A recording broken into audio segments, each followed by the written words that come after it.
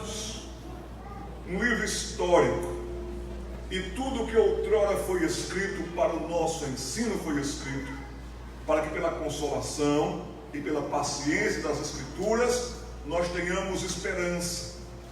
A pergunta que eu lhe faço nessa noite é: você vai para o céu? Se você não souber responder essa pergunta, se você disser assim, eu acho que eu vou, pastor, então nessa dúvida, deixe-me tirar a sua dúvida, você não vai para o céu. Ó, pastor, estou me esforçando o máximo, para quem sabe eu chego lá. Se você tiver com essa dúvida, você não vai chegar lá. Se você não é de Jesus Cristo, crê nele, confia, confessa e vive pelo seu padrão, você não vai para o céu. Você irá para o inferno. Essa é a grande realidade da eternidade para todo o século sem fim. Mas nessa noite eu gostaria de pregar em Atos capítulo 7, a partir do versículo 54 até a primeira frase do capítulo 8, versículo 1. Atos 7, verso 54 até a primeira frase do capítulo 8, versículo 1. Então aqui diz o texto sagrado o seguinte: ouvindo eles isto. Quem ouviu o quê? Ouvindo os judeus religiosos, ouvindo os judeus que odiaram a Cristo ao ponto de persegui-lo e matá-lo, ouvindo os judeus que tinham domínio da religiosidade e queriam fazer com que todos fossem iguais a eles, ouvindo os judeus isto, o quê? Todo um testemunho que Estevão deu sobre a fé que ele tinha em Jesus Cristo. E Estevão estava mostrando para aqueles homens que Jesus Cristo era o cumprimento das promessas de Deus, que em Cristo todo o Antigo Testamento fazia sentido, que o Antigo Testamento apontava para Jesus Cristo. Você pode ver isso se você voltar para o capítulo 7, a partir então do versículo 1. Capítulo 7, a partir do versículo 1, você vai ver que Estevão está defendendo o que ele crê. E você vai ver aí tantas argumentações. E ele vai transcorrer por todos os personagens do Antigo Testamento. Ele vai transcorrer por toda a história do povo hebreu para dizer: tudo isso aconteceu porque Deus queria enviar Jesus Cristo vindo deste povo. E Moisés, e Abraão, e Davi, e todos foram usados por Deus para que Cristo viesse ao mundo. Deus controla a história, Deus é Senhor da história. Mas aqueles religiosos não gostaram disso.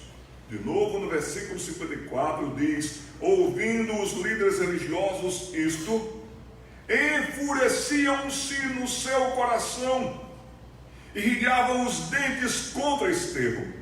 Mas Estevão, cheio do Espírito Santo, fitou os olhos no céu e viu a glória de Deus e Jesus que estava à sua direita. E disse Estevão: eis que vejo os céus abertos e o Filho do Homem em pé à destra de Deus. Os judeus religiosos, eles, porém, clamando em alta voz, taparam os ouvidos e unânimes arremeteram contra ele.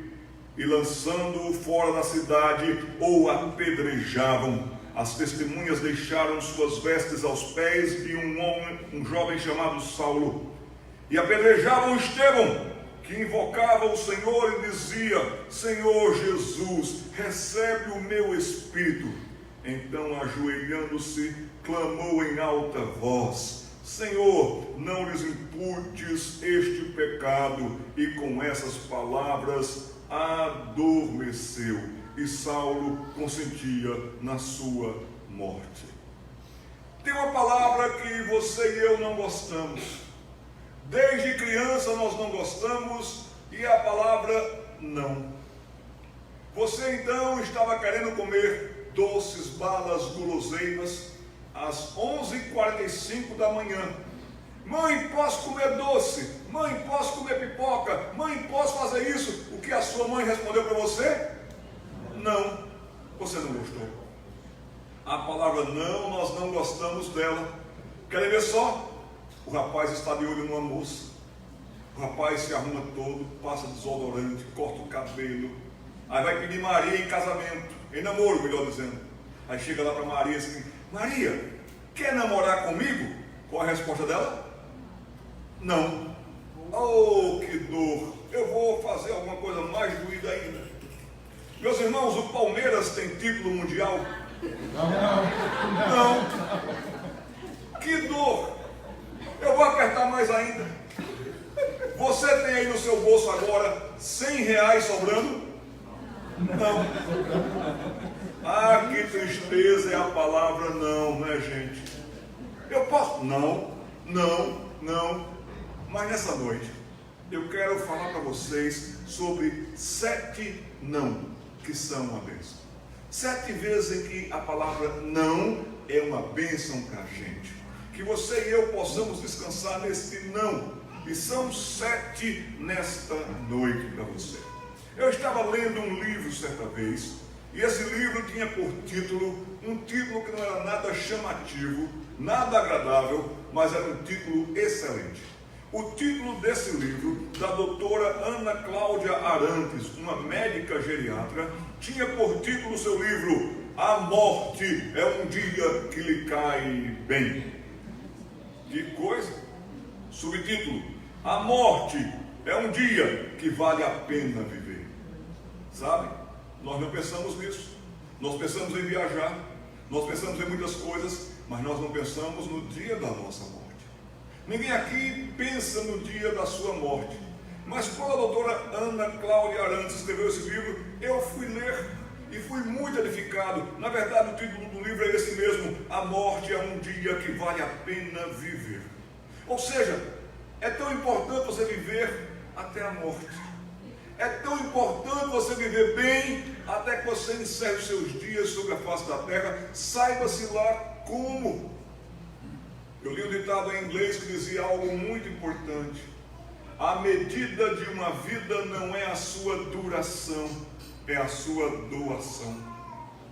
Tem gente que vive muito tempo, tem gente que dura bastante, mas não faz nada, não marca nada, não influencia ninguém. E tem gente que vive pouco tempo, mas deixa marcas, deixa exemplos. Estevão foi um desses que viveu pouco tempo, mas o que Estevão fez foi impressionante. A marca que Estevão deixou foi relevante. Tanto é que você e eu estamos estudando sobre ele nesta noite. Quem foi Estevão, pastor? Capítulo 6. Nós vamos ver, nesse capítulo 6, começa mostrando a instituição dos diáconos.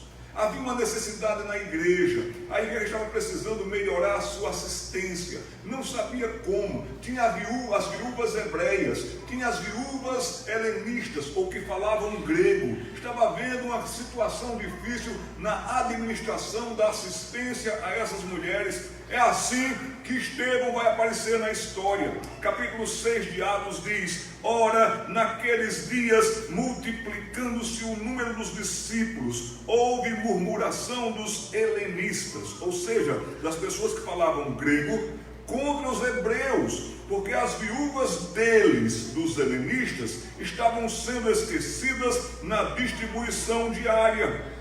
Então os 12 convocaram a comunidade dos discípulos e disseram: não é razoável que nós abandonemos a palavra de Deus para servirmos às mesas. Mas, irmãos, escolhei de entre vós 7 homens de boa reputação, cheios do Espírito Santo e de sabedoria, nos quais encarregaremos deste serviço.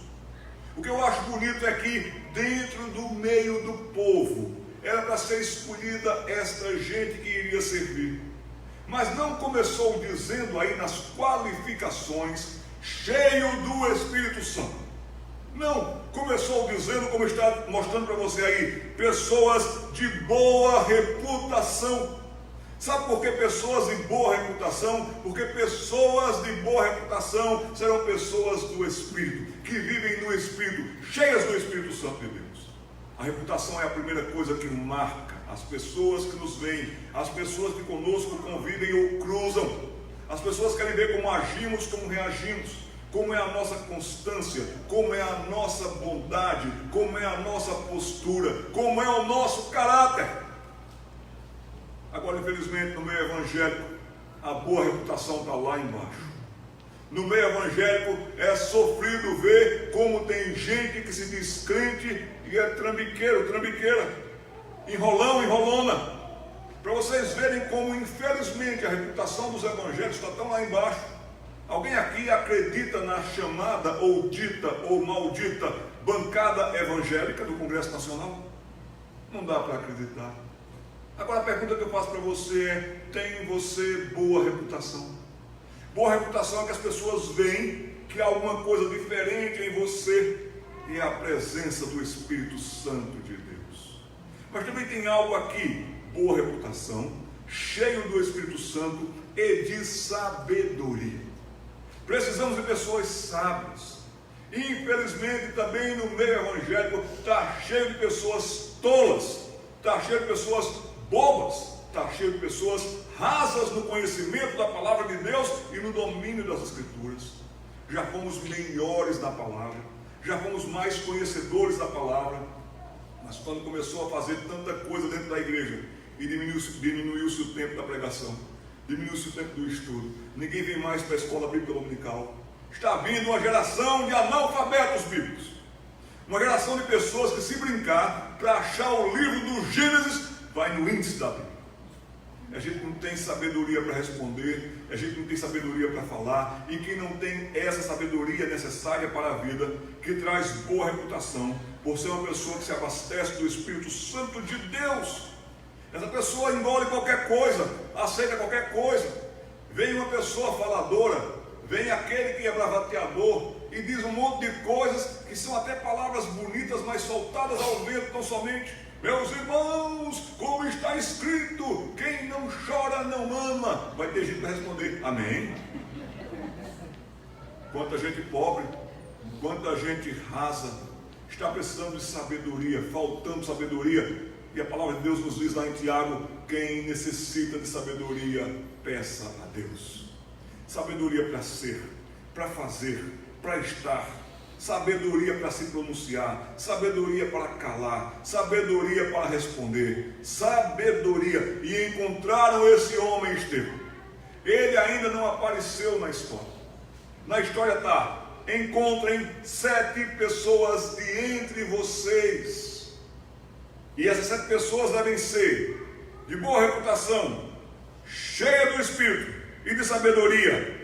E aqui tem uma continuidade no versículo 3, lá no finalzinho, que é muito importante: aos quais encarregaremos deste serviço. Você foi chamado para a obra, você foi chamado para o serviço, você recebeu dons de Deus, você deve estar atuando na igreja, servindo ao Senhor com os seus dons. Qual é o seu dom? Como Deus lhe abasteceu para você abastecer a igreja? Tem gente aqui que tem o dom da diaconia, tem gente aqui que tem o dom do ensino, tem gente aqui que tem o dom da didática para ensinar a palavra de Deus para as crianças, para os adolescentes, para os jovens, mas está aí parado, está aí sem fazer nada. Eu quero dizer para vocês uma coisa muito certa: que crente na igreja que não trabalha dá um trabalho. É complicado, é complicador. As pessoas que estão encarregadas de serviço estão servindo, estão colaborando com a santa causa de Deus. Aqui nos diz para mim e para você, no versículo 5 do capítulo 6: o parecer agradou a toda a comunidade e elegeram Estevão. E mais uma vez diz que ele era um homem cheio de fé e do Espírito. Por que essa ênfase agora? Porque Estevão estava crescendo na graça e no conhecimento de Jesus Cristo. Porque Estevão estava andando por fé. Porque Estevão agora queria ter a sua fé firme, fixa, mas também envolvente na pessoa do Filho de Deus. E quem tem fé no Filho de Deus, desta maneira, é uma pessoa contagiante. É uma pessoa que vai alcançando, é a pessoa que vai falando, é a pessoa que vai atraindo. Este homem é cheio de fé. Estevão, ele é cheio de fé. Assim, esse é Estevão. Vamos voltar para o capítulo 7, versículo 54, e vamos então ver os 7 não, que de fato marcam a história desse homem. Primeiro não que eu chamo a atenção nessa noite para mim e para você, é que Estevão não se intimidou. Estevão não se intimidou. Capítulo 7, versículo 54. Quando os líderes judeus ouviram o testemunho que Estevão dava a partir das Escrituras, eles se enfureceram no seu coração. E eles agora mostravam os dentes com raiva para Estevão. Tem muito crente que se intimida. Tem muito crente que ameaçado, pressionado, tudo isso. Pessoas no colégio, pessoas na faculdade, pessoas no trabalho, essas pessoas se intimidam. Estevão não se intimidou. Meu querido, minha querida, não se intimide. Eu não estou dizendo que você vai provocar. Eu não estou dizendo que você vai deixar de trabalhar para discutir questões da religião. Não é nada disso. Eu estou dizendo para você que a palavra de Deus nos diz que todos aqueles que querem viver piedosamente em Cristo Jesus serão até perseguidos. Mas não se intimide com isso. Não se deixe abalar por isso. Primeiro não, que foi uma bênção na vida de Estevão. Estevão não se intimidou. Ele sabia quem tinha crido. Ele sabia da história. Ele sabia para onde conduzia a história. Ele sabia que o Senhor Jesus Cristo morreu por seus pecados, ressuscitou para a sua justificação e voltará um dia. Enquanto ele não volta, Jesus o abastece com a graça, com a bênção, com a firmeza. Então ele não se intimidou. Isso nos leva ao segundo não da história, que é uma bênção para mim e para você. Primeiro não, ele não se intimidou porque ele não olhou para as pedras. Segundo não, que é importante para mim e para você, Estevão não se calou. Estevão não se calou não quer dizer que ele foi bater boca com alguém. Estevão não se calou porque ele tinha exatamente o que dizer. Ele sabia da história, ele sabia da confluência da história, ele sabia para onde a história ia. Vocês acabaram de ouvir aqui que a partir do capítulo 7, versículo 1, tem toda uma defesa de Estevão. Está até aí, se você voltar lá no capítulo 7, marcado em negrito, a defesa de Estevão. Eu acho que esse título não está certo. Eu acho que esse título deveria ser a defesa da fé de Estevão. Estevão defende a sua fé. Tem uma palavra que você deveria anotar, procurar, conhecer e se tornar bom nela. A palavra apologética. Apologia nesse sentido cristão é a defesa da fé. Estude a palavra de Deus. Tenha melhores argumentos para quando alguém lhe pedir razão da esperança que você tem, você saiba dar. E saiba dar muito bem. E tenha argumentos claros, lúcidos. Segundo não que nós ouvimos essa noite é que Estevão não se calou porque Estevão tinha o que dizer e o que ele disse não tinha como ser contrariado. Isso nos leva ao terceiro não, que foi uma bênção na vida de Estevão e que deve ser uma bênção na minha vida e na sua vida. Estevão não vivia alienado. Estevão não vivia alienado, ele vivia cheio do Espírito Santo de Deus. Ele era um homem cheio de fé. É assim que Deus nos quer. O Espírito Santo de Deus nunca deforma ninguém. O Espírito Santo de Deus nunca enlouquece ninguém. O Espírito Santo de Deus nunca endoidece ninguém. O Espírito Santo de Deus melhora toda pessoa que crê em Cristo. O Espírito Santo de Deus dá lucidez. O Espírito Santo de Deus dá equilíbrio. O Espírito Santo de Deus traz paz. O Espírito Santo de Deus marca uma vida.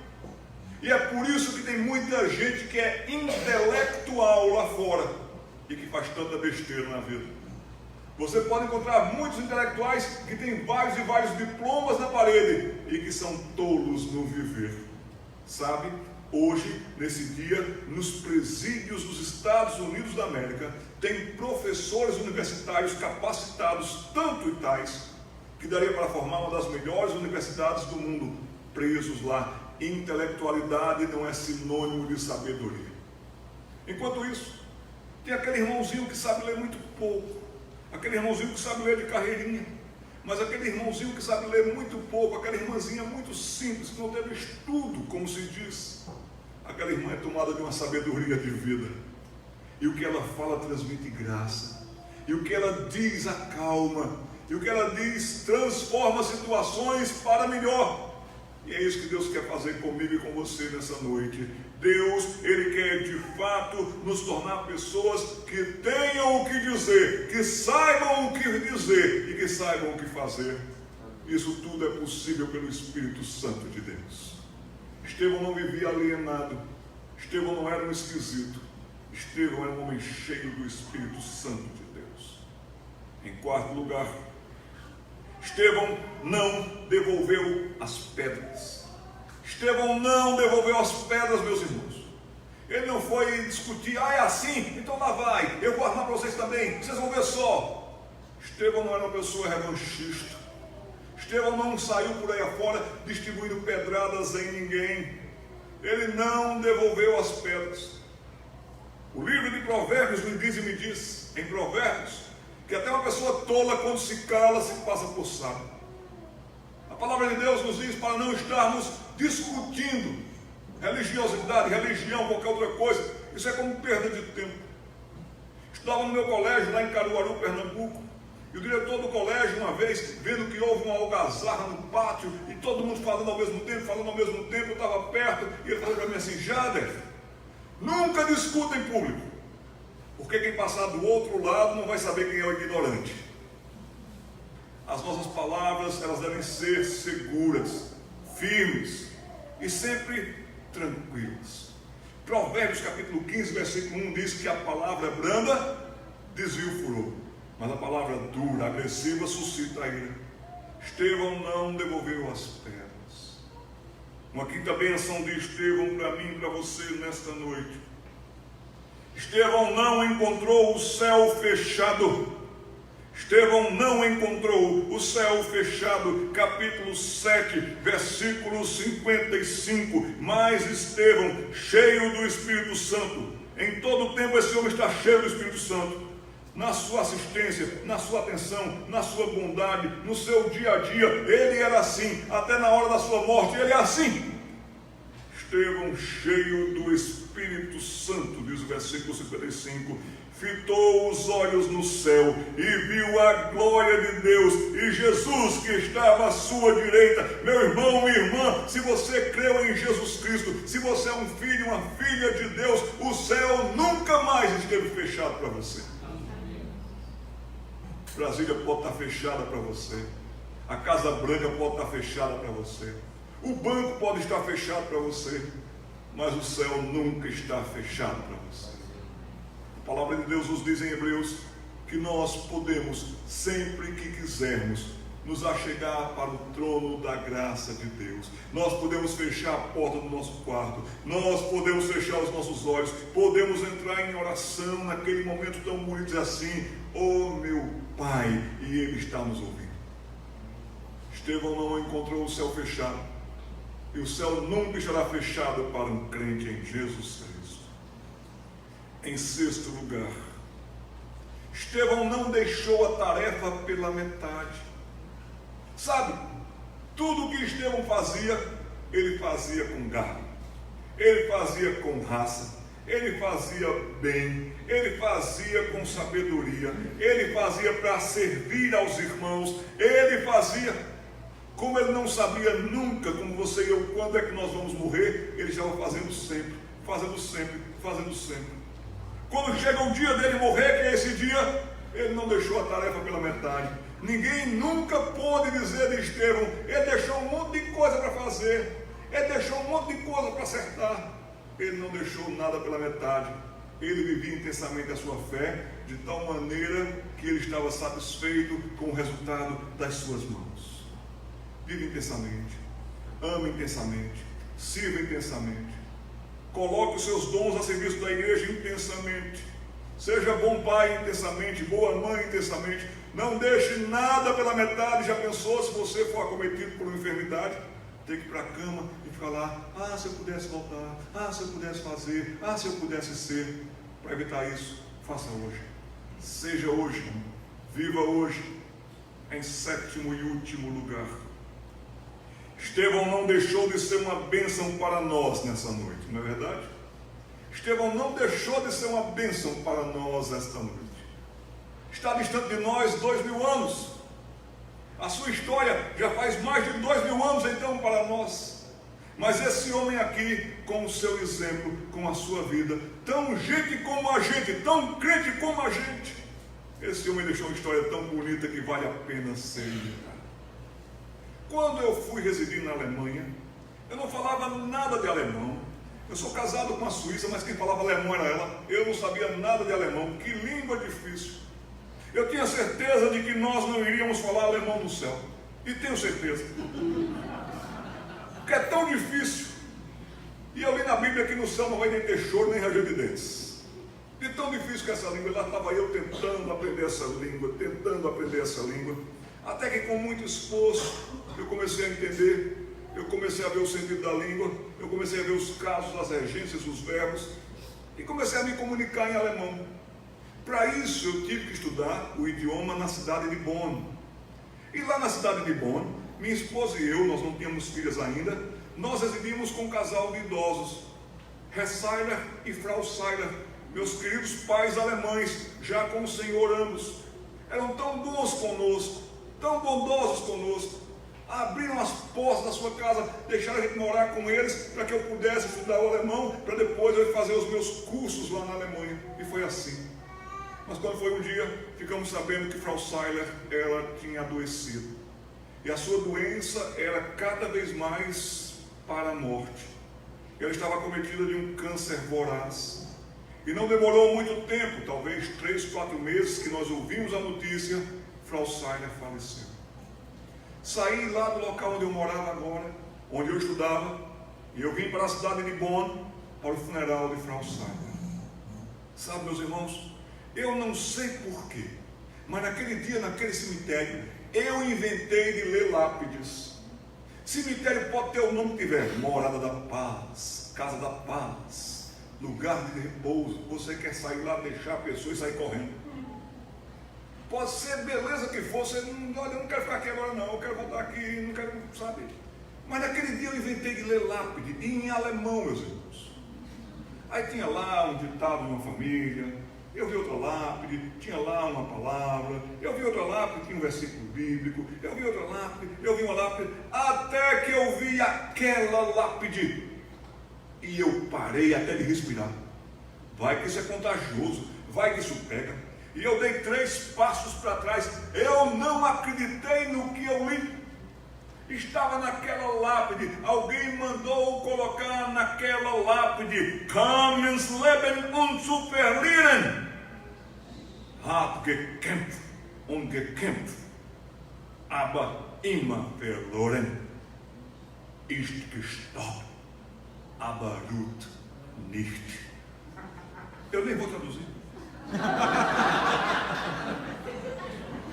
Como é que alguém coloca na sua lápide, no seu túmulo, uma placa dessa para todo mundo ler? Estava escrito naquela lápide: ele entre tosses e dores, não esqueça, coloca aí na minha lápide para todo mundo ler. Estava escrito: entrou na vida para perder, lutou e foi derrotado sempre, morreu e não descansa. Que lápide desgraçada, não, gente?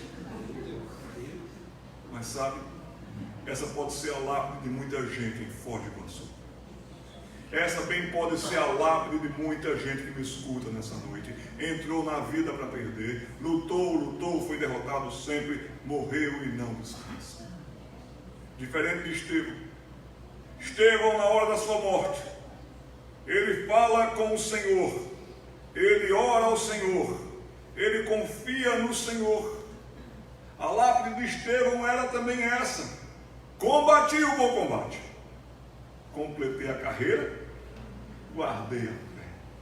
Já agora a coroa da justiça me está preparada, e não somente para mim, mas para todos quantos amam a sua vinda. Eu falei para vocês que a medida de uma vida não é a sua duração, mas é a sua doação. Deixe-me ler a história, encerrando, de uma moça que eu conheci em Goiânia, que já está com o Senhor, que teve uma passagem pela terra muito curta, viveu pouco tempo e partiu jovem.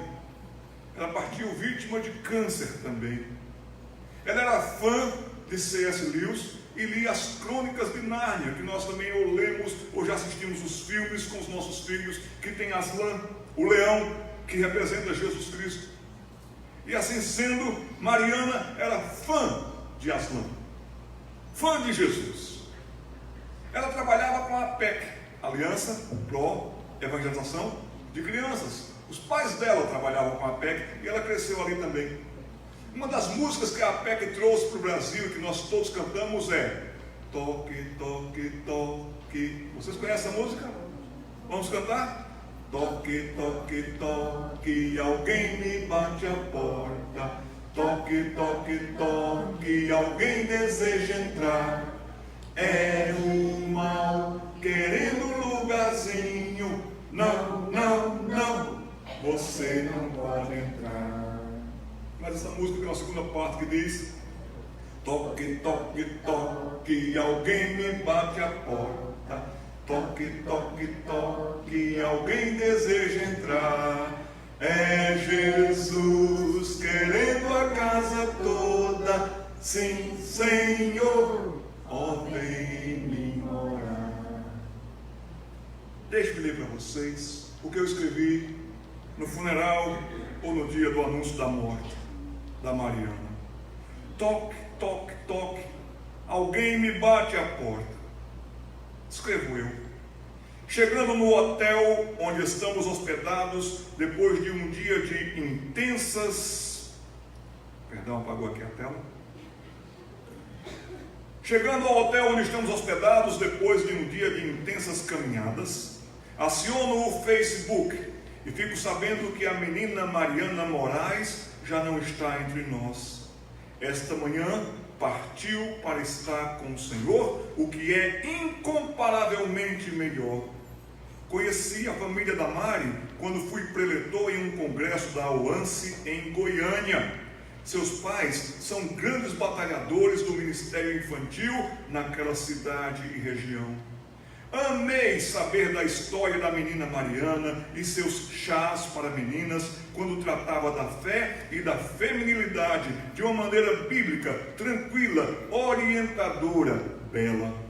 A partir dali, nossa amizade com a família firmou-se mais, também por causa da enfermidade, que todos passamos a acompanhar, orar, torcer, esperar contra o tempo.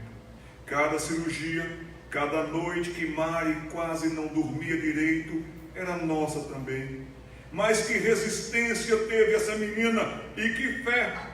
Seus pais e irmã são exemplos para nós. Confesso que sentia-me pequenininho perto deles e sua fé aumentada, firmada, ampliada pelo Senhor. Sim, oramos, sim, esperamos. Cada melhorazinha era para nós um motivo de grande alegria. Só de saber que ela se alimentara um pouquinho, que levantara um pouquinho mais disposta, já nos alegrava o coração. Creio que o Brasil inteiro orou por Mari, não todo o Brasil, mas de todos os cantos desse imenso país e também do exterior, pessoas rogaram por ela. Não, nós não temos orações fracas. O amor de Deus é eterno e sábio, e Ele sabe o que faz. Atendeu e atenderá nossas orações de uma maneira que todos aprenderemos mais sobre a fé e a fragilidade da vida nesse lado de cá, de uma efemeridade tal que nos leva a pensar: a vida é mesmo curta.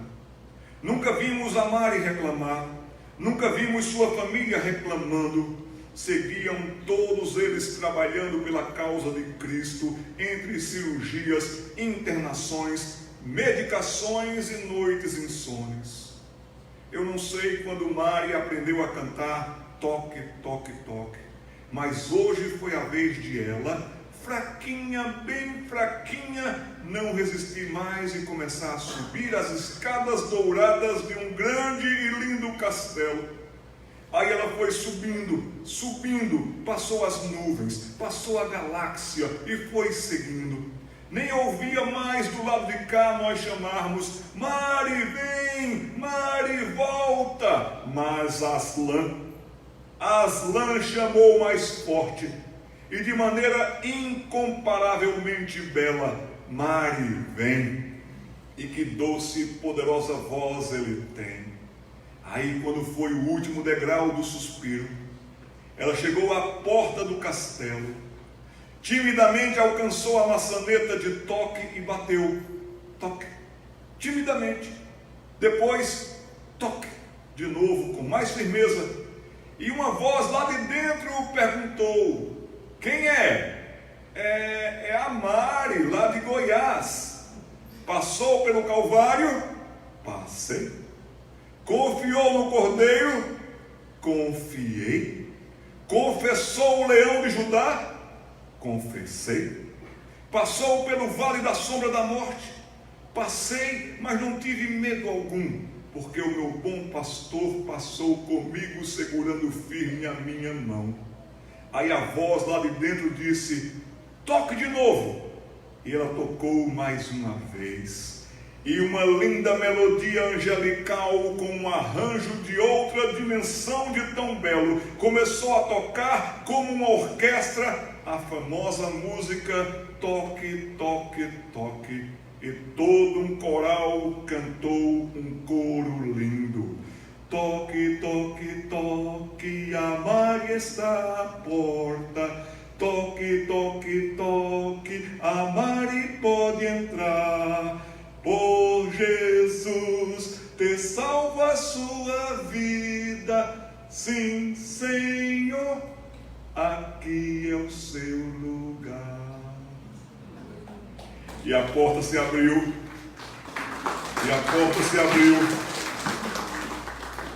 E ela entrou. E o viu. Olhou para os lados e olhou para ele. Eu ainda não ouvi, mas tenho certeza que ela disse: uau! Enfim, em casa. Querido, não se iluda com esse mundo. A qualquer momento situações podem vir contra você. Esteja sempre preparado. Pastor, quando é que eu estou preparado? Pastor, vivendo preparado. Estevão não sabia do dia da sua morte, mas Estevão sabia muito bem quem tinha crido, e sabia que ele era poderoso para guardar o seu tesouro até aquele grande dia. Que seja assim também com a sua vida, e que você se firme nesses não que nós ouvimos essa noite, para a glória de Jesus, exemplo seu nesse mundo, testemunho e edificação da igreja. Amém.